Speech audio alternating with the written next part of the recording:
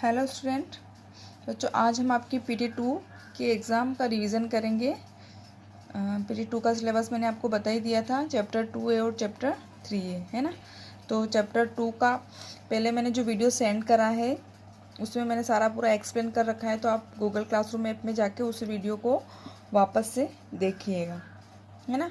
उसमें मैंने question answer वगैरह और उनको भी मतलब हिंदी में एक्सप्लेन कर रखा है, तो आप वो वीडियो एक बार ज़रूर देखिएगा। एक बार मैं चैप्टर की समरी समझा देती हूँ और क्वेश्चन आंसर का अपन रिवीजन कर लेते हैं, ठीक है। तो द्वितीय पाठः दुर्बुद्धि विनिश्यति, चैप्टर 2 है दुर्बुद्धि विनिश्यति, मतलब जो बुरी बुद्धि वाला होता है उसका विनाश जरूर होता है। तो इस चैप्टर की समरी ये है कि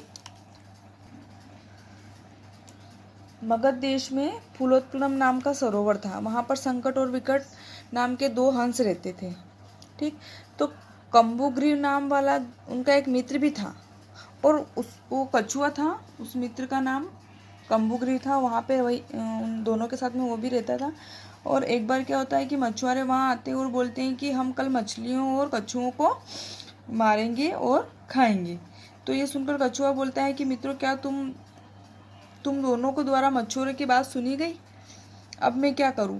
कल यहाँ पर वो मछुआरे आएंगे और हमें मारकर खा जाएंगे। तो अब मैं क्या करूँ? तो दोनों हंस उसको समझाते हैं कि मित्र, तुम चिंता मत करो, कल जैसा भी होगा हम करेंगे। तो कछुआ कहता है कि नहीं, तुम ऐसा मत करो, तुम दोनों मैं जो कहता हूँ वो करो। और वो उसको क्या करता है कि कहता है कि मुझे इस तालाब से कहीं दूसरी जगह ले जाओ। वो बोलते हैं कि किस तरीके से हम तुमको दूसरी जगह ले जाएं? तो बोलता है कि आकाश मार्ग से तुम मुझे इस स्थान से दूसरे स्थान पर ले जाकर छोड़ दो, जहाँ मैं सेफ रहूँगा। तो हंस बोलते हैं कि इसके लिए क्या तरीका हो सकता है? तो कछुआ बोलता है कि तुम दोनों एक लकड़ी की डंडी ले लो और मेरे को चोंच में पकड़ा दो, और फिर मेरे को लटका कर तुम दूसरे जगह पर छोड़ दो। तो अंश बोलता है कि हो सकता है ये तरीका सही है, लेकिन इसमें खतरा भी है। और वो खतरा ये है कि जब हम इस तरीके से तुमको ले जाएंगे तो जो लोग देखेंगे तुमको, तो वो बोलेंगे कि अगर वो कुछ बोलेंगे, कुछ कमेंट करेंगे, और तुमने अगर जवाब दिया तो तुम्हारा मरना पक्का है, तो तुम मारे जाओगे अगर तुमने जवाब दिया तो, क्योंकि जैसे ही तुम मुंह खोलोगे तो डंडा छूट जाएगा और तुम गिर जाओगे। तो कछुआ बोलता है कि मैं क्या मूर्ख हूँ, मैं ऐसा नहीं बोलूँगा और मैं बिल्कुल भी जवाब नहीं दूंगा। तो दोनों हंस उसकी बात मान जाते हैं और उसको एक स्थान से दूसरे स्थान पर ले जाने के लिए तैयार हो जाते हैं। तो जब ऐसा किया जाता है तो डंडी में लटकते हुए कछुए को वहाँ के लोग देखते हैं और पीछे पीछे दौड़ते हैं, और फिर कहते हैं कि ओहो, बड़ी हैरानी है, हंसों के साथ कछुआ भी उड़ रहा है। कोई बोला, अरे यह कछुआ किसी तरह गिर गया तो मैं यहीं पका कर खाऊंगा। कोई बोलता है कि मैं इसे तालाब के किनारे ले जाकर खाऊंगा। इस प्रकार से सब अलग अलग कमेंट करते हैं। तो इन सब की बातें सुनकर कछुए को गुस्सा आ जाता है, और वो हंसों को दिया गया वचन भूल जाता है और क्या कहता है कि तुम राख खाओ। और उसी क्षण जो कछुआ होता है वो डंडे से भूमि पर गिर जाता है और वहाँ के लोगों द्वारा मारकर खा लिया जाता है। इसीलिए कहा गया है कि जो मित्रों और हितैषियों के वचन का स्वागत नहीं करता वह खराब बुद्धि वाला लकड़ी से गिरे कछुए के समान नष्ट हो जाता है, ठीक। इस चैप्टर की समरी थी और ये इसके शब्दार्थ, ठीक है। आपको एक बार शब्दार्थ भी देख लेने हैं, सारे शब्दार्थ रिवाइज कर लेने हैं। उसके बाद में क्वेश्चन नंबर 1 है उच्चारण कुरुतः, इन सबका उच्चारण करना है आपको। क्वेश्चन नंबर 2 है एक पदेन उत्तरत, मतलब एक शब्द में उत्तर लिखना है। इसका भी मैंने वीडियो बना रखा है, एक एक चीज़ हिंदी में एक्सप्लेन कर रखी है, तो आप वो देख लीजिएगा, ठीक है।